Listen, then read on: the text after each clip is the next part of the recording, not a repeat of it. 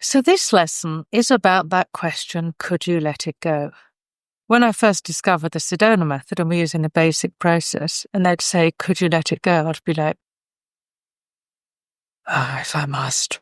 It'd be very much like that. I just thought, what a stupid question. If I could let it go, I would do. But then it kept just dissolving. So then I was like, what? What's going on here? So, could you let it go? And I don't even ask it, because when you welcome something, allow it, when you really, when you can really open to an experience, you don't really then need to let it go because it already sort of unwinds by itself. But I do like to ask that question sometimes because it's a good practice to suddenly realize that you can actually let things go. And in a sense, you think, well, where are all the feelings I had yesterday?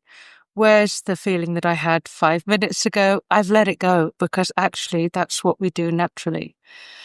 And holding on is probably the unnatural thing. But again, you don't need to be told that when you really need to hold on to something because it won't help.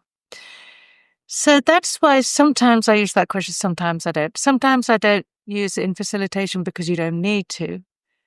But other times I do use it because it's good to acknowledge that actually something has just let go, particularly when it's something we didn't think we could let go of.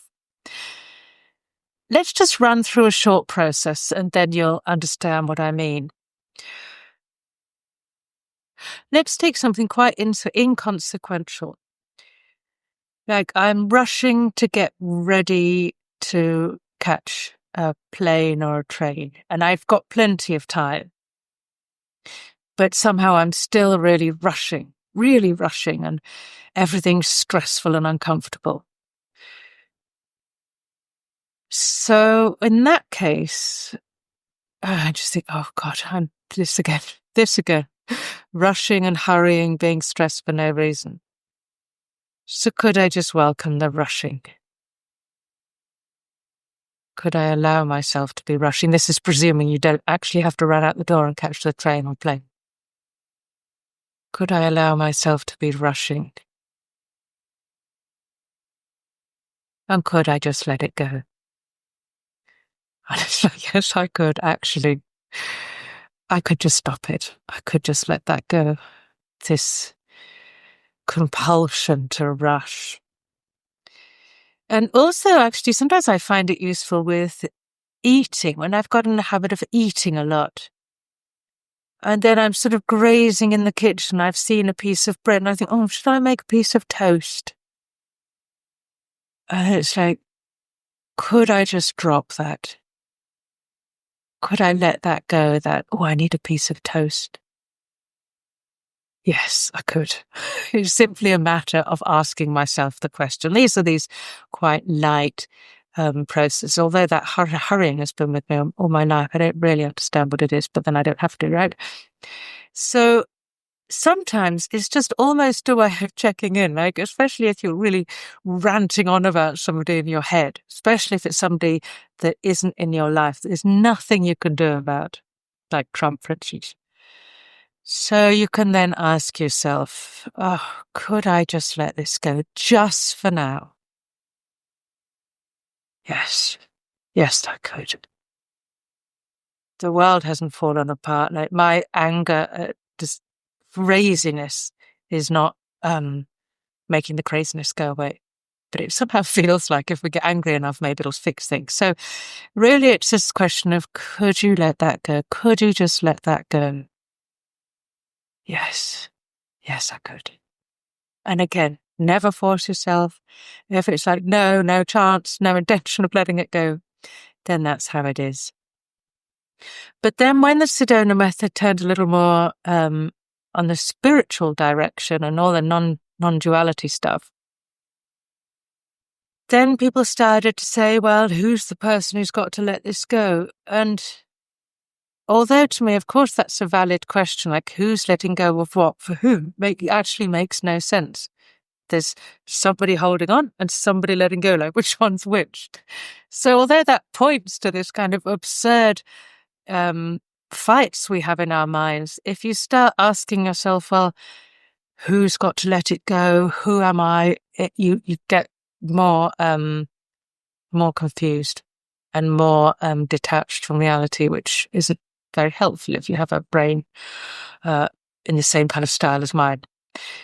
So, but what is useful about that is one of the teachers, Susan Seifert, will say,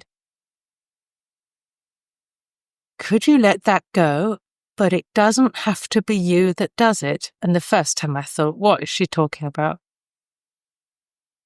Could you let that go? But it doesn't have to be you that does it. And that's very interesting because it's actually pointing to how we spontaneously let things go. Often you just actually need to be distracted, even if you're in a really terrible mood. If you bumped into a friend or you just got a text that you'd won £1 million on a lottery, boop, it would be gone. So that's an extreme example, but sometimes we just need a distraction because naturally things do just pass through and get let go of. So sometimes I ask myself, could that let go of me? And it's like, oh yeah, that's nice. So that's the letting go can feel like it's a demand. It's something we have to do. And if it feels like that, it'll tend to make things more stuck. But it's really a suggestion and an invitation. Could you just let that go? It doesn't have to be you that does it. Or could it just let go of you? It's like, yeah, actually, yes. Even if it felt really stuck at the beginning. So I hope that helped. And just play with it. Probably don't try it on very intense emotions. Not at the beginning.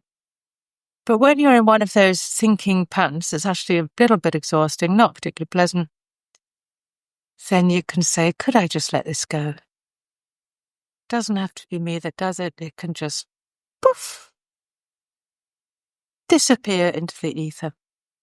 Very nice. So thank you for your attention. Thank you.